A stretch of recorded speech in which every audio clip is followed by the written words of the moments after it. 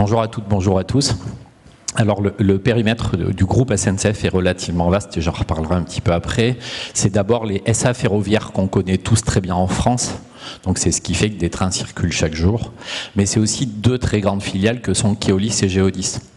Donc la mission est celle de mon équipe, ils sont quelques-uns là devant. C'est d'assurer la gouvernance pour tous les sujets régaliens pour le groupe SNCF en matière de sécurité numérique, mais pas que. Je reviendrai dessus après, c'est aussi des sujets de fraude, d'intelligence économique, des sujets qui sont un peu nouveaux avec l'ouverture à la concurrence. C'est aussi des questions qu'on soulève tout doucement autour de la désinformation dont l'entreprise pourrait être victime. Et donc c'est l'ensemble de ce périmètre lié, pour utiliser un terme un peu ancien, à la sécurité de l'information que l'on embrasse avec ma garde rapprochée. Voilà. Alors le sujet de cet entretien, c'est le facteur humain à l'ère de l'IA, le maillon fort, point d'interrogation. C'est un sujet qu'on a déterminé ensemble à la SNCF. Comment définissez-vous aujourd'hui le facteur humain dans un environnement industriel où l'IA est de plus en plus utilisée? Alors peut-être déjà rappeler le sujet humain au sein d'un groupe tel que la SNCF. C'est chaque jour, à l'échelle mondiale, 15 millions de personnes transportées. Donc c'est en France, bien évidemment, mais c'est partout sur la planète. C'est à l'échelle nationale, 15 000 circulations par jour. Donc 15 000 trains qui roulent, quelles que soient les conditions météo. Parfois c'est bloquant, mais en tout cas 15 000 trains qui circulent par jour, qui desservent 3 000 gares à l'échelle nationale, sur environ 28 000 km de voies, dont, je le fais de tête, 2600, 2700 km de lignes à grande vitesse. Donc on le voit, l'humain, c'est quand même la matière essentielle de l'entreprise, le cœur de l'entreprise. Bien sûr, il y a beaucoup de technologies, il suffit de monter dans un train, d'aller dans une gare, ou de voir un petit peu le réseau ferré. Mais c'est aussi et surtout 285 000 collaborateurs. Et c'est ça la vraie valeur, la vraie richesse d'un groupe tel que le nôtre. Il y a de la techno, il y a des savoir-faire, mais il y a surtout des hommes et des femmes qui, au quotidien, font vivre le groupe. Alors ça, c'est pour rappeler quelque part un petit peu l'essence et le pilier central qu'est l'humain au sein du groupe SNCF. D'ailleurs, ce pilier est aussi un des 3 piliers qu'on a utilisés pour préparer la stratégie cyber du groupe qu'on a posée donc fin 2024 à la sortie des Jeux Olympiques. 3 grands piliers pour piloter les sujets de sécurité. Le premier, bien évidemment, malheureusement, ou heureusement, je ne sais pas comment on doit le dire, est technologique. Donc toutes les solutions qui peuvent vous être présentées ici pendant 3 jours, qui vont venir protéger l'entreprise. C'est aussi un sujet de gouvernance, d'accord, qui est très important. Et puis le troisième sujet, qui est celui qui nous amène à discuter aujourd'hui ici, c'est l'humain. Quand j'ai rejoint le groupe SNCF, ça fait bientôt 4 ans, enfin non, ça fait 4 ans, pardon. J'entendais dire partout que l'humain était le maillon faible. Et puis c'est un peu ce qu'on se dit beaucoup dans le monde de la cyber. On aime bien se dire que l'erreur, elle est entre la chaise et le clavier. Le problème, c'est que quand vous martelez les gens en leur disant « vous êtes le problème », il y a un moment où ils ne suivent pas vraiment et puis ils n'ont pas envie. Et je les comprends. Quand on nous dit qu'on n'est pas bon, il y a un moment où on lâche. Donc j'ai pris le pied et le contre-pied de dire, pour moi, l'humain c'est le maillon fort, et en tout cas c'est ce que j'ai découvert au sein du groupe SNCF. Sans les collaborateurs, il n'y aurait pas assez 15 000 trains qui roulent par jour, et on ne déplacerait pas 15 millions de personnes par jour à l'échelle mondiale. La vraie valeur, elle est là. Elle est dans les savoir-faire, dans les êtres humains. Alors avec l'arrivée de l'IA, en environnement industriel, il y a eu des grands sujets qui étaient, oui, ça va tuer des millions d'emplois. Aujourd'hui, qui peut le dire? Bien malin celui qui peut le dire. Premièrement. Deuxièmement, ça aide, et on le voit nous dans différents cas d'usage, on vient d'annoncer là par exemple des partenariats avec différentes entreprises et start-up françaises ou étrangères sur le sujet. Ça apporte de la valeur et donc c'est sans doute de nouveaux emplois ou en tout cas de nouveaux profils qui vont se créer. Donc pour moi, l'être humain à l'ère de l'IA, l'IA est un nouvel outil et l'humain doit rester pour nous, et j'en reste persuadé, un maillon fort. J'ai pour coutume de dire que avant on disait maillon faible. C'est vrai qu'il suffit d'une personne qui commette une erreur pour compromettre un système. Mais si autour de cette personne, il y en a 90 ou 99 qui lui disent « Oups, t'as peut-être fait une blague », on sait réagir. Alors que si on dit à tout le monde « Vous êtes mauvais et vous ne savez pas faire », bah, ils seront 100% à ne pas faire. Donc ça, c'est pour nous vraiment un leitmotiv autour du maillon faible et de l'être humain. Quelles sont les principales menaces que vous identifiez dans les environnements OT? Alors, dans les environnements OT, ce qu'on voit beaucoup, en matière d'IA, c'est des travaux autour de la maintenance prédictive. Alors ça existait avant, hein, on a mis de beaux mots sur des choses qui existent depuis longtemps. Avant c'était du machine learning ou des choses comme ça. L'avantage qu'on a nous, avant de parler de la menace ou en tout cas du risque, c'est qu'aucune action n'est faite sur décision d'une IA. On a des outils à base d'IA qui commencent à regarder un petit peu comment maintenir tel ou tel dispositif, mais en permanence, le dernier mot est donné à l'être humain. Et donc on en parle après un petit peu aussi, mais c'est un vrai sujet de formation, de sensibilisation des collaborateurs qui utilisent ces outils pour se poser les bonnes questions. Et ça c'est important parce que parfois on oublie qu'entre l'outil et la réparation ou le système industriel, il reste des êtres humains. Et c'est en les accompagnant, eux, dans l'utilisation de tous ces outils, qu'on réussira à adopter correctement l'IA dans les métiers industriels. Alors, vous avez instauré une culture sécurité forte au sein de la SNCF. Quel bénéfice tirez-vous d'une telle démarche ? Alors, ce sujet de la sécurité globale est, je crois, pour moi en tout cas, le sujet prépondérant et celui pour lequel je mets le plus d'énergie dans notre mission au quotidien, et l'équipe ne me démentira pas là-dessus, c'est d'avoir une approche globale, une approche holistique. Si on regarde un système tel que le système ferroviaire français, on a d'abord bien évidemment la sécurité ferroviaire, ce qui va venir en prévention des accidents autour du dispositif ferroviaire lui-même, donc les caténaires, les rails, les trains, les technicentres à l'intérieur desquels on répare nos équipements, bien évidemment. Là, on est plutôt sur des causes accidentelles. Ensuite, on a la sûreté. Donc la sûreté, c'est, pour essayer de caricaturer un petit peu, les hommes en bleu que vous voyez qui portent une arme et qui sont là pour assurer la protection de l'ensemble des usagers de nos systèmes. Eux, ils sont assez nombreux et eux, ils se battent contre la malveillance dans l'espace physique, les agressions. Malheureusement, ils ont beaucoup de travail et ça c'est un vrai sujet. Les incivilités sont partout, hein. On ne le voit pas forcément en fonction des lieux dans lesquels on habite, mais pour les Parisiens, le quotidien n'est pas toujours très simple dans le RER. Et nos collègues de la RATP, d'ailleurs, vivent un peu la même chose. Et on a d'ailleurs signé hier avec l'ensemble des transporteurs et le ministre des Transports une convention autour de la sûreté à bord de tous les transports. Ensuite, on a un autre sujet de sécurité, bien évidemment, et quand on a autant de patrimoine immobilier que le nôtre, c'est important, du matériel roulant aussi, c'est les sujets de sécurité incendie. Donc là aussi, un grand travail autour de ça. La SST, bien évidemment, donc la sécurité santé au travail. La sécurité environnementale, c'est quand même plus que d'actualité, et puis on a quand même aussi du retard à rattraper, quelles que soient les entreprises. Quand je dis ça, je ne parle pas de la SNCF en particulier, je parle de toutes les entreprises. Et le dernier pilier, qui est le nôtre, c'est le sujet cyber.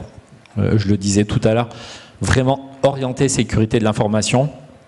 Et depuis mon arrivée, on a essayé de changer un petit peu ce paradigme, pour utiliser un mot à la mode, de la cyber. On n'est vraiment pas que dans des solutions techno ou de la gouvernance. Il y a aussi un grand sujet humain, puis on a rajouté la fraude, parce que les tentatives de fraude, on en a dans tous les grands groupes, même les petites entreprises en sont victimes parfois. On a un vrai sujet aussi autour de l'intelligence économique, hein, c'est connu maintenant depuis quelques années. La SNCF est exposée à la concurrence, ce qui est aussi un bien, hein, ça challenge ce qu'on fait, ça challenge nos façons de travailler. Donc un vrai sujet intelligence économique. On a également renforcé la protection de tous nos systèmes industriels. Donc là, il y a quelqu'un dans l'équipe qui porte ça à bras-le-corps et ça occupe grandement. Et puis de plus en plus, les sujets liés à la désinformation ou l'information qui pourrait être manipulée nous concernant. Donc voilà, c'est vraiment tout ce dispositif de culture sécurité qu'on travaille et qui a un avantage, je trouve, dans un groupe tel que le nôtre, c'est que toutes les réunions, tous les matins, dans toutes les entités du groupe, commencent par les 5 minutes sécurité.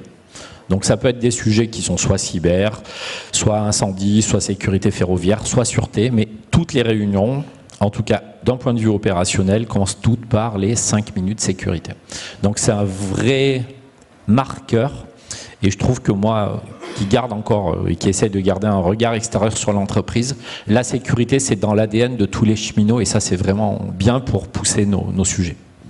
Concernant la fuite de données et l'exposition de vos savoir-faire, est-ce que vous avez mis en place des dispositifs particuliers ? Alors ça colle exactement avec ce qu'on se disait, donc les sujets d'intelligence économique et puis tous ceux qui voudraient savoir comment nous travaillons. Donc oui, bien évidemment, l'adoption de l'IA et les premiers outils qu'on a en place nous ont beaucoup questionnés. Donc un des premiers moyens qu'on a mis en œuvre, ça a été déjà de se dire on ne peut pas sortir toutes nos documentations.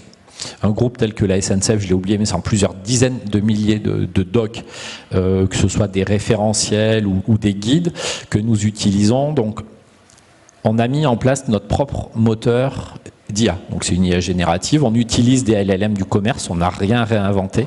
Par contre, ça tourne chez nous. C'est pas à l'extérieur, donc tout ça est exploité chez nous. Bien évidemment, on ne peut pas empêcher les collaborateurs d'aller consulter des moteurs externes. Donc là, on utilise une solution technique qui nous permet de voir quels sont les flux envoyés vers l'extérieur et de rappeler à chacun des collaborateurs, lorsqu'il utilise une IA externe, ce qu'il peut sortir ou pas de notre périmètre. Et de la même façon, ce qu'il va récupérer, on jette quand même un coup d'œil à ce qui rentre aussi dans l'entreprise. Donc on a vraiment un sujet autour de la protection de nos savoir-faire, que ça soit outillé au travers du LLM qu'on a en interne, et puis de plus en plus des modèles ou des agents qui sont très spécifiques à nos métiers. En termes de formation, j'imagine que vous avez mis en place un certain nombre de dispositifs. Vous pouvez nous en dire un mot ? Alors, rapidement, effectivement, et c'était un vrai sujet quand on a démarré l'adoption de l'IA au sein du groupe, c'était au moins de sensibiliser les collaborateurs. Parce que tout le monde en entend parler chez soi, et donc les gens ont essayé au travail, ce qui est bien naturel. Et du coup, on a mis en place un dispositif de formation. Alors, ce n'est pas du tout la cyber qui porte ça, hein, ce sont les équipes d'adoption des usages du numérique chez nous. Et donc, on a formé plus de 70 000 collaborateurs déjà à l'utilisation de base des outils d'IA. Alors ça, c'est de la sensibilisation. Pour les gens qui font du développement ou des métiers plus avancés, on est au-delà de la sensibilisation et donc il y a des programmes de formation spécifiques à l'utilisation de l'IA, de ce qui peut en être fait, ce qu'il ne faut pas faire. Et d'un point de vue sécurité, on a déjà écrit une première série de guidelines et qui sont en train d'être repris et qu'on fait évoluer au fur et à mesure des usages de tout un chacun dans l'entreprise aussi. Ok, très bien.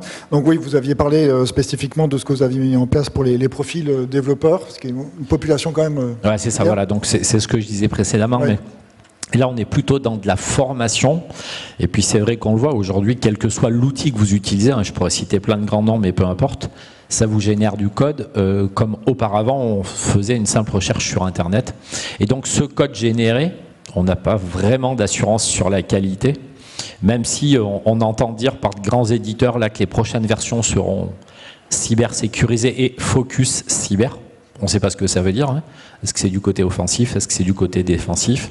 On peut en attendre tout et n'importe quoi. Donc les développeurs, vraiment, on attire leur attention et ils suivent des formations pour s'assurer que ce qu'ils vont utiliser, générer, ne se retourne pas contre nous. Mais je pense que comme tout le monde, on est loin de détenir la vérité en la matière et l'océan est bien bleu face à nous. Est-ce que l'IA modifie déjà les compétences attendues chez les collaborateurs, non seulement sur le plan technique, comme vous venez de le dire, mais aussi dans la capacité à douter, à arbitrer, à contester une recommandation venue d'une IA dans le traitement opérationnel des sujets cyber, notamment ? Alors, cette capacité à douter, c'est ce qui est le plus dur à faire rentrer dans l'esprit des gens. Parce que les gens ont pris l'habitude que la réponse d'une machine soit la bonne, ce qui n'est pas le cas pour autant. Mais en tout, c'est comme ça que c'est souvent traité. Et j'en discutais avec mes pairs d'autres grands groupes il n'y a pas très longtemps. On vit tous la même chose. Les gens ont tendance à prendre pour argent comptant ce que répond une IA. Or, on le sait, il y a plein d'exemples, entre les hallucinations, les réponses qui vont dans une base de données, ou en tout cas chercher de l'info qui a été empoisonnée avant, c'est un vrai sujet. Et donc, que ce soit les sensibilisations ou les formations, c'est un véritable axe de travail qui est de dire, attention, ne croyez pas, ne prenez pas pour argent comptant tout ce que vous voyez et qui vous est adressé par une IA. Peut-être un point là-dessus également, c'est le groupe SNCF, mais comme plein d'autres grands groupes, et ça aussi on le partage avec pas mal de monde, l'IA est utilisée, on en reparle un peu après, mais est aussi utilisée pour générer des attaques. Mais les attaques ne sont pas forcément informatiques, ça peut être une fausse séquence vidéo, un faux appel téléphonique. Et donc là aussi, c'est tout un travail d'apprendre aux gens, attention, alors c'est vieux comme le monde, en tout cas, vous rappelez, vous vous assurez que c'est bien les bonnes personnes à qui vous avez parlé. J'enfonce des portes ouvertes, hein, mais on le vit malheureusement. Chez nous, mais comme chez les autres, enfin, je dévoile aucun secret, les tentatives de fraude ou les fraudes avérées sont de plus en plus outillées par des IA. Alors, dernière question, et puis après on pourra prendre des questions du public. La maîtrise opérationnelle repose aussi sur l'organisation. Quelles évolutions de gouvernance, de chaîne de responsabilité ou de doctrine d'emploi vous paraissent nécessaires aujourd'hui pour intégrer l'IA dans un contexte industriel sans dilution des responsabilités? Alors, je pense que comme tout le monde, on a commencé par l'époque. On a tous voulu voir ce que ça donnait, donc on a mis en place des outils, malheureusement au démarrage sans gouvernance. Assez rapidement, on est rattrapé, hein, c'est une évidence, parce que ça ne marche pas. Et donc, on a mis en place au sein du groupe, mais c'est assez concomitant et cohérent avec ce qu'on voit à l'extérieur, une gouvernance qui, donc, au regard de qui nous sommes, est pilotée par chaque entité du groupe et chaque modèle d'IA qui est utilisé donc, donne lieu à une analyse de risque et en tout cas on s'assure de ce qui sera traité ou pas par les outils. Donc on en est au début, on ne va pas non plus se dire que c'est la perfection. En tout cas, ça a débuté, ça se met en place. Et par contre, au niveau du groupe, on a un comité qui vient s'assurer que l'ensemble des projets est bien conforme. Donc on se prépare bien évidemment aussi pour l'IA Act, tous les sujets RGPD. Donc ça, c'est des sujets qui sont adressés pour une partie par mon équipe et puis pour une autre partie, les sujets de gouvernance par une collègue de la direction du numérique. Donc vraiment un changement et la création d'une nouvelle gouvernance et qui par contre est totalement parallèle à ce qui existe au sens organisation. Hein. C'est une gouvernance intégrée mais qui est la même que celle qu'on a pour le numérique de façon plus standard.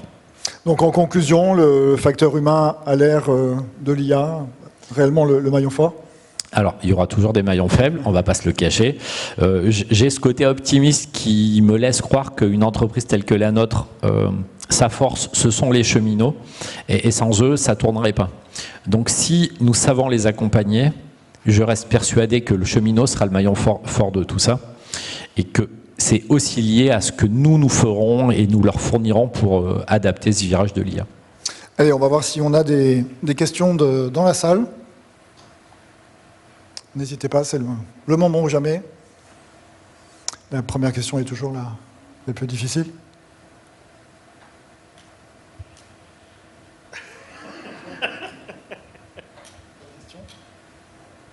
Oui, monsieur. Jacques Cheminat, rédacteur en chef du Monde Informatique. J'avais une petite question sur les chartes aussi informatiques. Vous avez évoqué différentes, la formation, la sensibilisation. De plus en plus de sociétés intègrent aussi des chartes informatiques, enfin des chartes IA au sein des chartes informatiques. Certaines même sont des chartes IA internes et externes par rapport à leurs partenaires. Qu'en est-il à la SNCF? Donc la charte IA existe. En interne, c'est une certitude.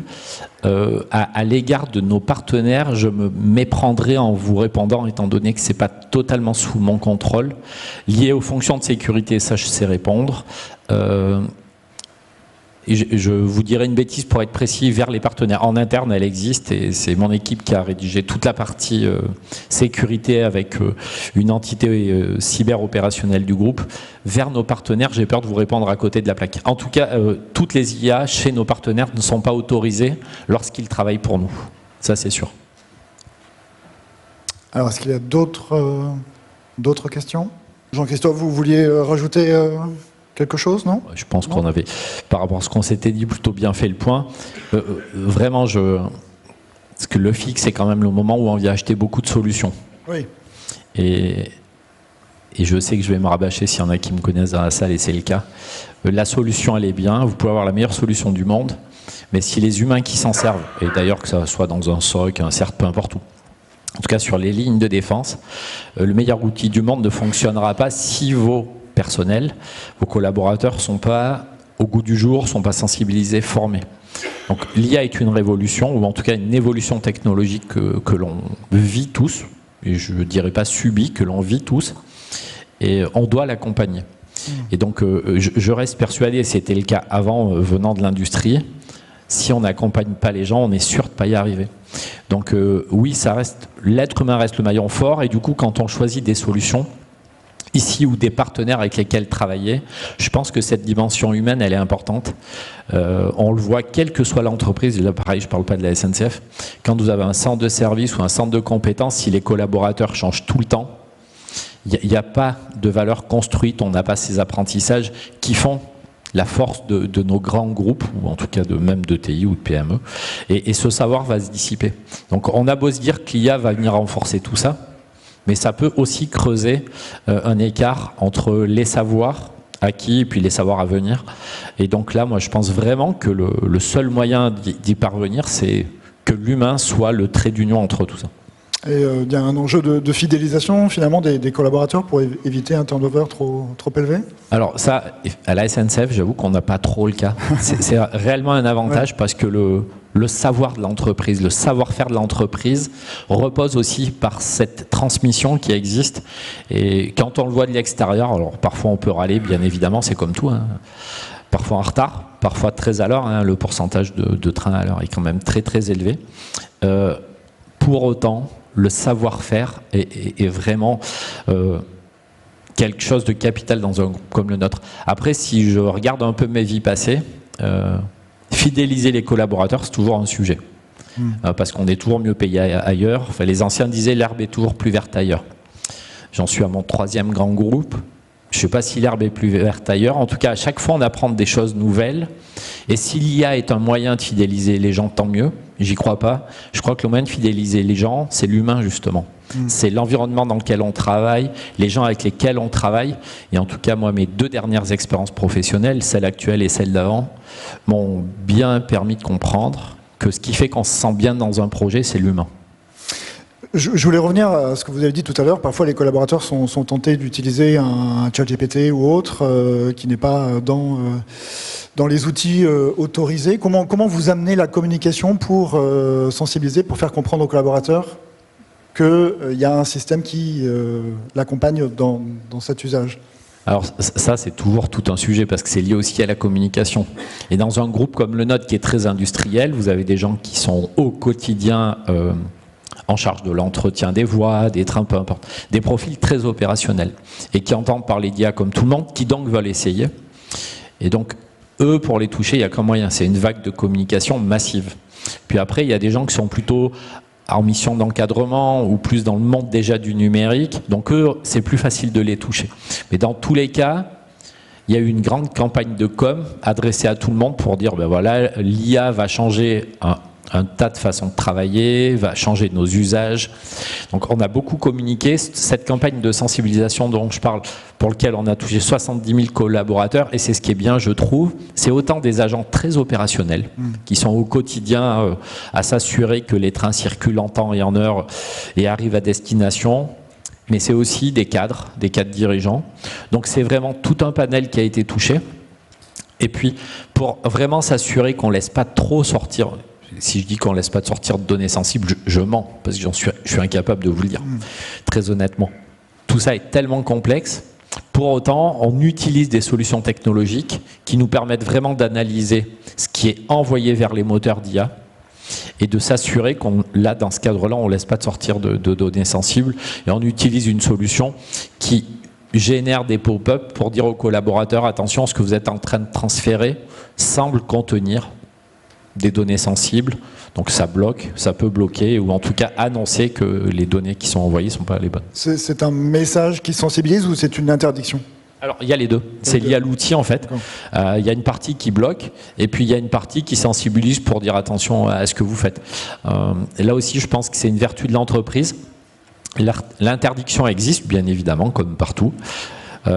Mais on est plutôt dans l'accompagnement bienveillant. Alors parfois ça limite, mais en tout cas l'accompagnement bienveillant, ça marche plutôt pas mal. Et l'idée, à nouveau, toujours, c'est que les collaborateurs, les humains comprennent pourquoi on dit c'est plutôt telle ou telle méthode qui va être adaptée. Donc ça, c'est vraiment quelque chose, je trouve, de bienveillant au sein de l'entreprise pour aider les collaborateurs à adopter ces nouveaux usages. Et la priorité en termes de sensibilisation, c'est plutôt les personnes qui sont dans un bureau ou c'est plutôt les agents sur le terrain ? Eh bien, c'est exactement ce que je disais précédemment. C'est sans réelle priorité. L'idée, elle est claire, c'est que tous les collaborateurs soient concernés. Alors bien évidemment, le top management et toutes les équipes en charge de M&A ou des finances, ou toutes ces choses-là sont sensibilisées un peu plus, bien évidemment. Mais on a des savoir-faire qui sans doute valent beaucoup plus qu'un rachat X ou Y qu'on pourrait envisager de faire. Donc nos savoir-faire aussi sont des assets, des biens qu'on souhaite protéger, d'autant plus aujourd'hui avec l'ouverture à la concurrence. Donc ça aussi, c'est un vrai changement au sein de l'entreprise. C'est de se dire comment protège-t-on mieux nos savoir-faire. Très bien. Bah, écoutez, je pense qu'on a fait un bon petit tour. Est-ce qu'il y a d'autres... Ah oui, madame. Voilà.